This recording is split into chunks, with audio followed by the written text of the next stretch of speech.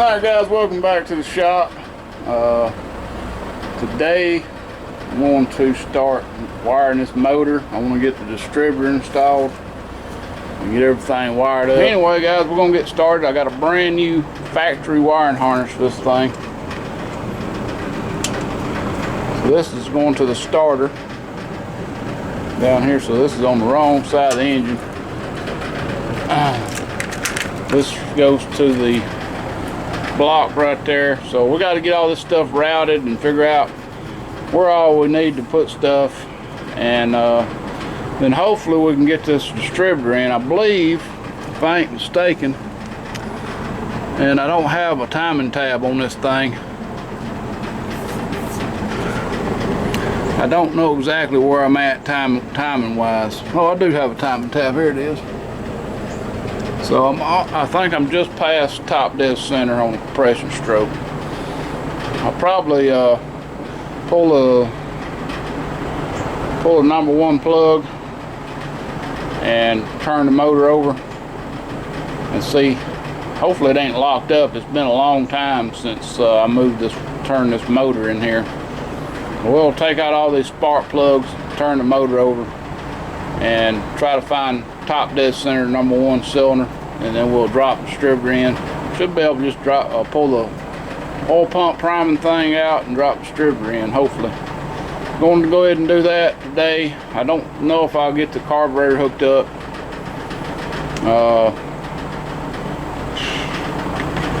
We'll play it by ear. I may not work on it too long out here. It needs a good blowing off. I need to take these valve covers off and repaint them, so I may do that. So we'll see how far we get. I think first thing we're going to do is I'm going to blow the engine off good. Everything that don't need dirt in it should be covered up already, so we'll get that done.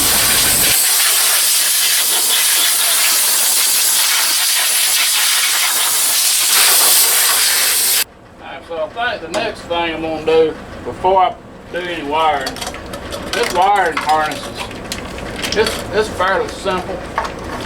There ain't a whole lot it goes to. I don't have a starter on here, so I'm just going to lay it out of the way right now.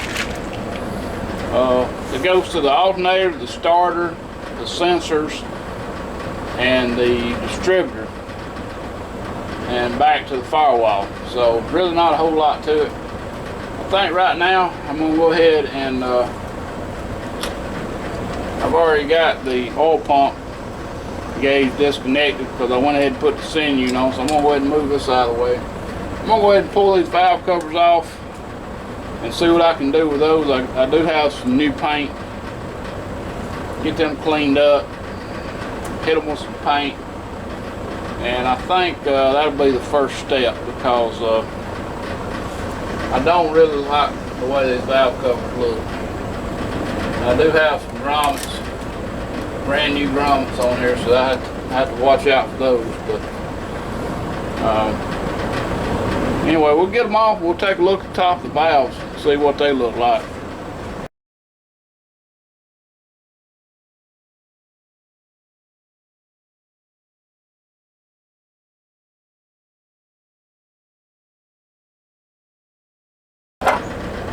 They're gonna stay on there. These are corked. It's still clean. I don't see any rust. Now the inside of this is pretty rusty, but you can kind of expect the inside of a valve cover rust. You can see all the moisture in here. So we can see where it's starting to peel at. We'll need to get this grommet out of here, and then I'm gonna take this nut out, this bolt out, and take the oil filler tube out, and get the grommet out of it if there's one in there. I think they are. Then we'll do something else. See why I didn't go ahead and put all this other stuff on here, like the brake systems and all that. Really don't need it right now. It just really be in the way to get this engine wired up. So, I just left them off. I don't know if I got another nut in these things.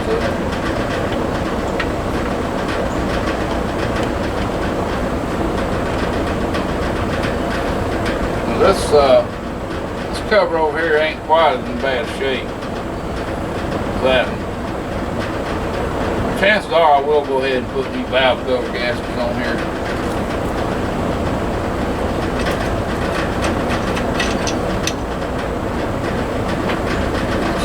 Bars off. It's gonna kind of look funny with the valve covers being shiny and black, the rest of the engine looking like holy damn it. This one's stuck to the cover. Still don't look terribly bad. The cover looks like crap. I'm gonna lay some towels over these valves and we'll come back. Hopefully these will be painted, ready to go. And I wish I'd went ahead and painted the inside of these valve covers because they look like crap, but we'll knock the rust off of them. Alright guys, I got the valve covers sandblasted, primed and painted, and now I'm waiting on them to dry. So while we're waiting and got them off, I think I'll go ahead and pull the plugs, turn the motor over, make sure we're on #1 top dead center, and drop the distributor in. So these plugs are 5/8 spark plug. And I didn't think I put them in here tight. Now some of these are going to be a little harder to get to, just because of the exhaust system on here. I may have to go with shorty plugs. I think I probably got about 2,000 maybe in this, all together in this motor. Alright, so I'm gonna hope that the rocker arm don't catch this towel I got throwed up here. I'm gonna go get me a bolt, a socket. Actually, 5/8 work. Now I think I'm almost off that top dead center. I think. So I may have to go get a regular socket. I don't know if this will work.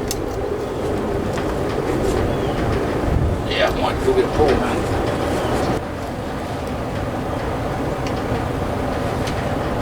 It turns over. That's a good sign.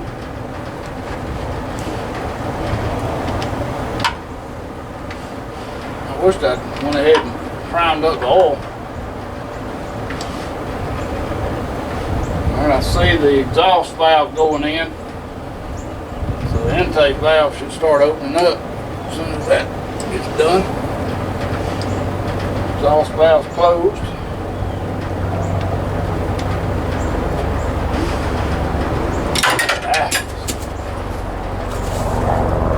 Trying to get too big a bite. Exhaust valve's closed. I feel like the intake's trying to open. Intake's opening.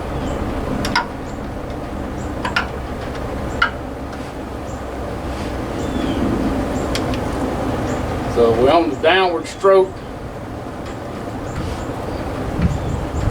Our intake's closed. So we should be on the upward stroke of the compression cycle. Now we need to look at our timing marks. Alright, so here's 0 at top dead. It should be all the way. So what I'm gonna do is get me a tie wrap, stick in the cylinder. I would put you over here by the fan, but I'm afraid you wouldn't hear nothing, so I'm gonna move you over here by the door. See if we can get a good shot. All right, the valves are closed, and we're coming up on the compression stroke. So I'm gonna stick this tie wrap in the cylinder hole, in the spark plug hole.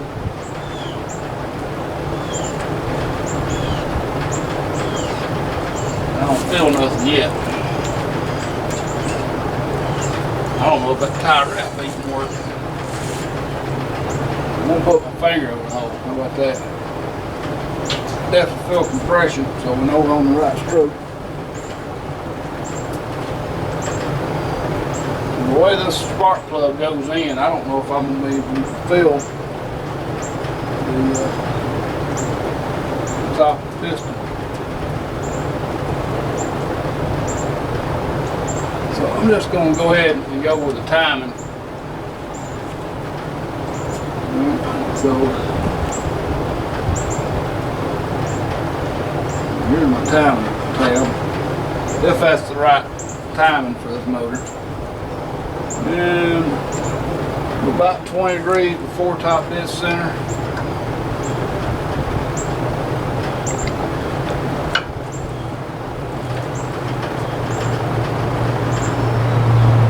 And I just went past it. Alright, so I'm just a little bit past top dead. My idea didn't work. You really need something stiff, and this ain't stiff enough. Stick in the hole. And see if you can feel the top of the cylinder. Like I said, I don't know if I can feel something right there. So I'm pretty sure we're close. We're really, really, really close. We're actually about 5 degrees after top dead center. So when we put our distributor in, we need our rotor just past the contact for number 1 cylinder. And I think we'll be pretty close to be able to time it like that. First thing we got to do is, I think I'm going to have a clearance issue with this oil pressure sending unit. I believe I need a smaller style. I think I'm going to hit. But first thing I do is take this tape off this and try to get this dadgum primer out here. And it don't want to come. There's what, damn it, pair of pliers, huh? I left this primer, oil pump primer in here too long, really. This should have been out a long time ago. Should have went ahead and just stuck the distributor in there. What I'm going to do, I'm going to try to use the sending unit here as a lever. There it went. Take this up and out. Alright, so I bought this distributor. Let me zoom me out a little bit. I bought this distributor off eBay. It's all aluminum, and it does come with a gasket and a steel tip on it. Alright. Now, and it did also come with everything I needed. So I heard a lot of stories from people buying crappy distributors off eBay. Now, I have had good luck. So there was a video on YouTube, and I can't remember now. It's somebody I subscribed to that had bought. Had bought a. Oh, I know who it was now. I can't think of his name, username, but they had bought a distributor off eBay, or somebody had bought one for them or something, and it wouldn't work, or it wouldn't fire or something, and he took it apart and compared it to the factory distributor, and there was a big difference on the inside where the pickup coil is down here. And now I cannot remember for the life of me what I'm supposed to be looking for as far as this pickup coil in here goes. I'm gonna take this rotor button off so that we can see the pickup coil. I'll tell you what we're gonna do. We're gonna compare this distributor to the one that came off here. How about that? That way we'll know if there's a big difference. and the pickup.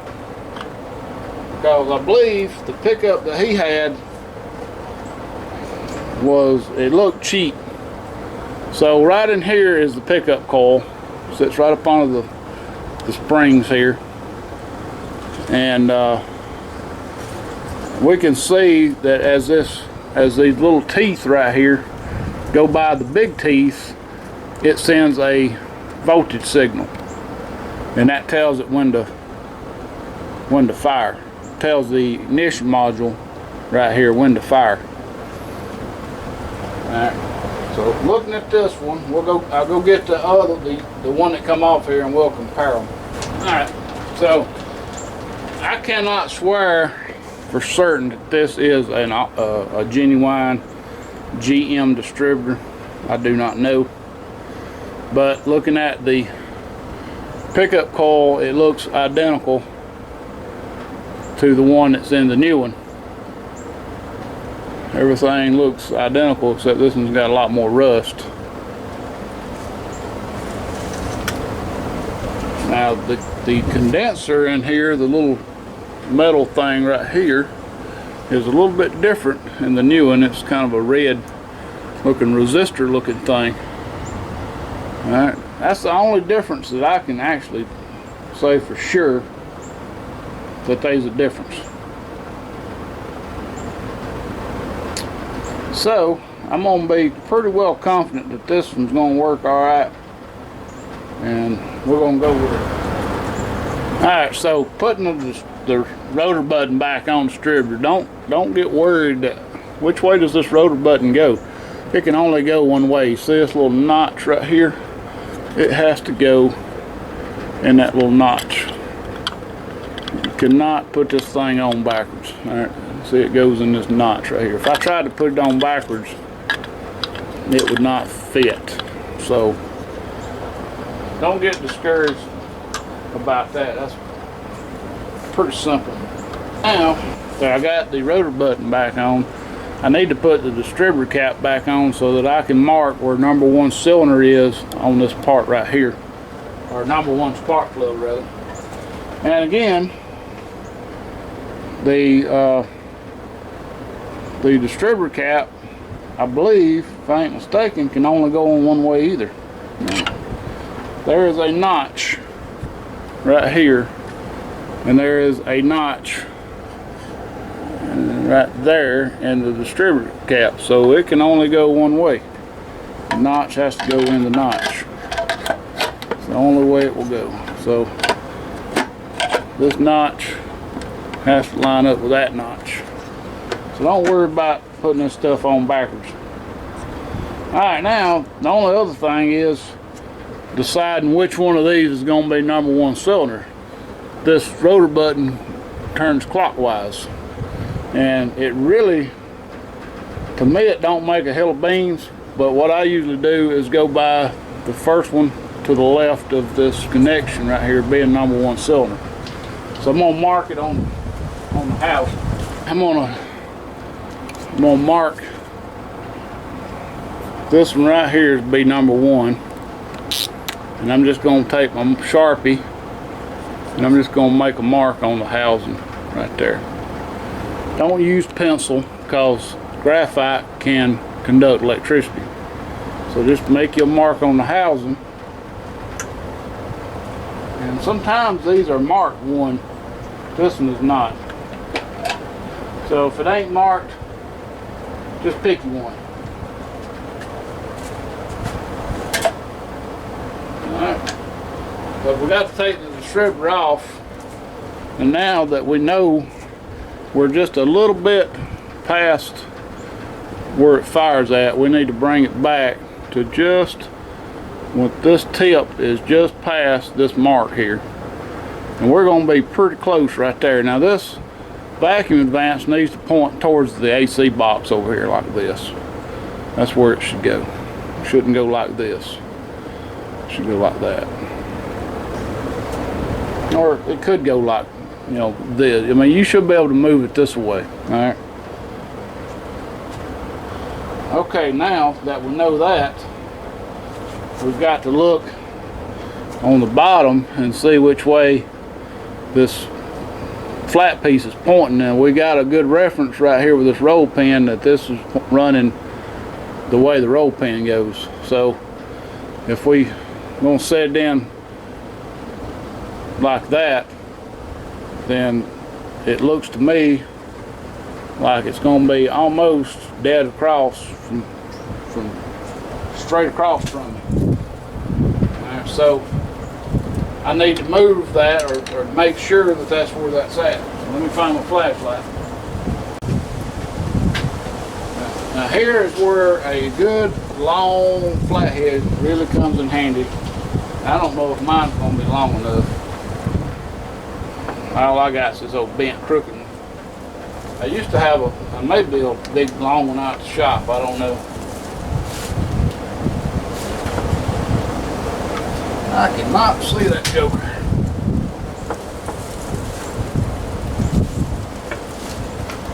Alright. It is just a hair off. So hitting that gum top of that rod with this flathead is the trick. Especially when it's bent.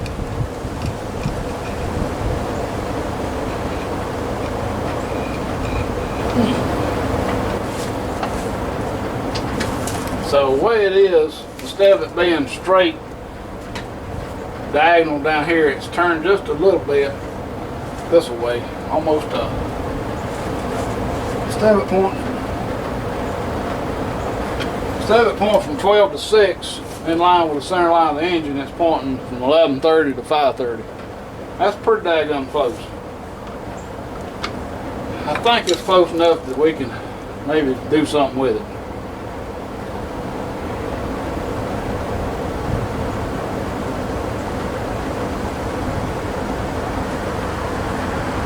So if we drop it in, now remember when you drop it in, you've got to go, these little cogs are going to turn. It's actually going to turn this thing. So really you need to come a little bit of the other way. That way when it goes in and turns, it'll be about where it needs to be. So I'm going to try it right there and see about how we're doing.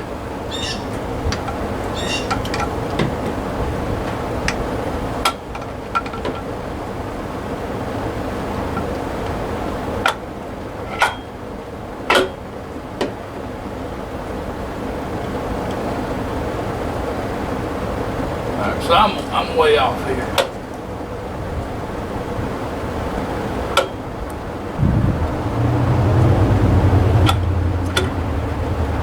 I cannot adjust that enough to get back to my line. Now it is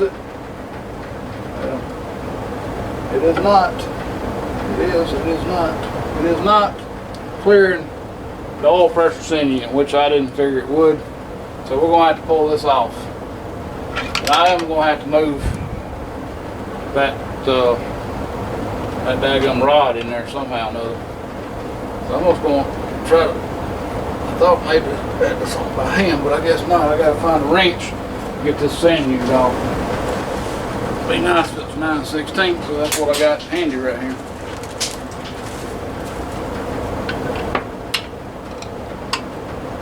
What about that? Try not to beat up on the firewall too bad.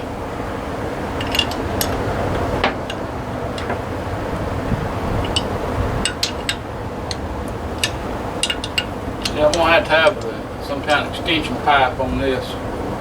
Hang it on now. When I told you that this has got to go like that, it's got to go like this. It's got to go like that. All right, towards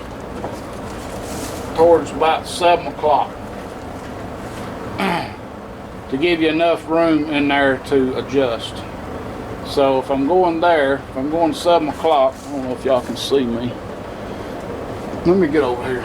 So if I'm going to 7 o'clock here, and I'm making my mark here,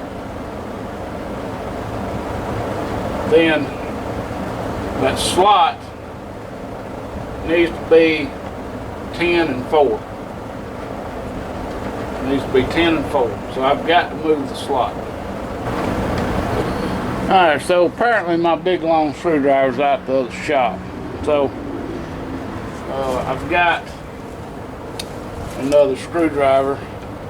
That's as long as the one I had. It ain't near as bent. So maybe this one will work better, and it's also a little bit wider bladed. But I need to turn this thing to, it reads 10 and 4.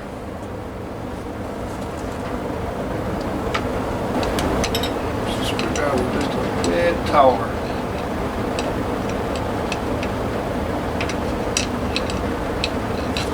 And what I'm gonna do, find my marker. On the top of this screwdriver handle, I'm going to mark which way this blade's pointing. Alright. That might help me line it up a little bit, because I really can't see all that well.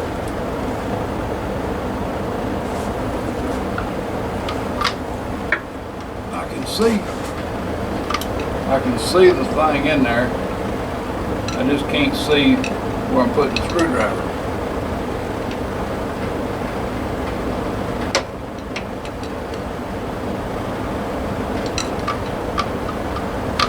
Alright, that looks good. I did get it to move amazingly. Alright, so I'm going to drop it in there like this.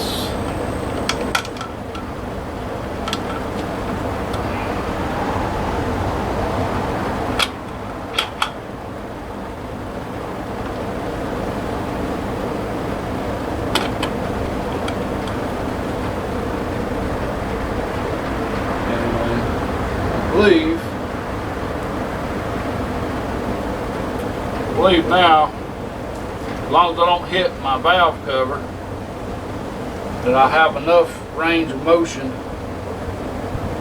to adjust it. So let's go get my valve cover and make sure that it don't hit. I'm gonna go ahead and stick these plugs back in here just to keep it from losing. I don't want to be hitting the valve cover. If I don't have enough room for that, then I've got to turn it some more. So you always want to make sure you got the right valve cover. And as you can see, we got plenty of clearance. No problem. It's going to be pretty close right there. So now I'm going to go get my lockdown clamp, and I had to buy a new one because this motor don't have to. Yeah, I don't know what happened to my lockdown clamp. I lost it somewhere, so I bought a new one, and the only thing you can get new is chrome. So we'll have a little bling on here. Chrome bling bling.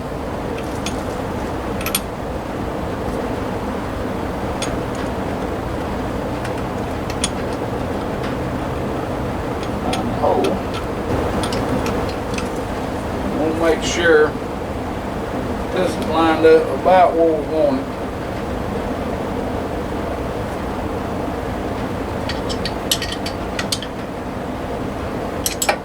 You always want to tighten these things up so that this distributor doesn't accidentally spin around, because if it spins around, you've probably wrecked your motor. You know, you can still probably with enough force, you know, move this by hand, but you're going to have to use both hands.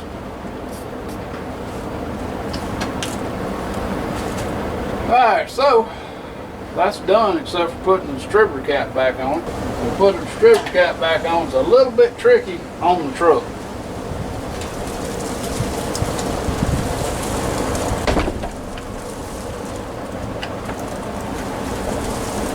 Got to find that notch. Alright, so there's our cap, and we got to have a flathead. Getting that back one over there is the tricky thing. You just push down and push these little bolts underneath it. see. 3 of them ain't too bad. You can get your screwdriver in there. That last one back here in the back is a bit daggone tricky, especially if you're leaning over everything trying to get to it. You really can't. There really ain't enough room. I don't know why they put the distributor right up on the firewall. Chevy, Ford had the right idea. Put the distributor in front where you can get to the daggone thing. No, Chevy wants to be opposite. Let's put it in the back where everybody's got to fight and fuss with it. I don't know why. GM engineers, they just got to be some dumbasses sometimes. They do some stupid stuff. Now this is too long now, so I've got to go find a shorter screwdriver. So if you like me, you either got a little stubby or maybe one a little bit shorter than what I had. I'm not sure which one I'm going to end up having to use. I'm going to try the longer one first. Now one good thing about it, if I loosen up on that distributor, I can turn that distributor and get to that pretty easy. So what I'm going to do is I want to make sure I know where my mark is on the distributor, which is about 5 o'clock. If I follow that mark down, I'm going to just take a little paint off this pedestal right here. That mark should line up with that. Now I can just I'll just loosen this distributor because that'd be the easiest thing to do. Instead of fighting this thing. If you can't loosen it, then you're going to have to figure out some way of getting a screwdriver in here and get to this last little bolt right here. Paint. So I'm going to move back and the mark lines up.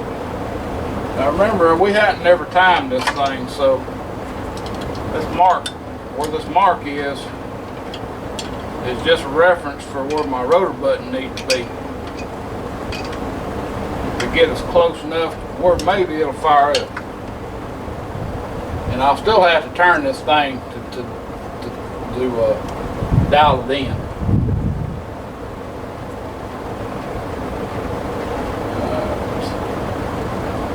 We'll plug her coil back up. And that's it. I'm going to scratch up my freshly painted valve cover. It's sticky, tacky. It's got fingerprints all over it now for where I've been laying on it. But anyway, guys, that's how you install a distributor. It looks pretty good. And I know there's a lot of folks out there that can't wait to hear this thing run, and I'm amongst you. So anyway, guys, thanks for watching. Hope you enjoyed the video. Stay tuned for more on wiring this motor.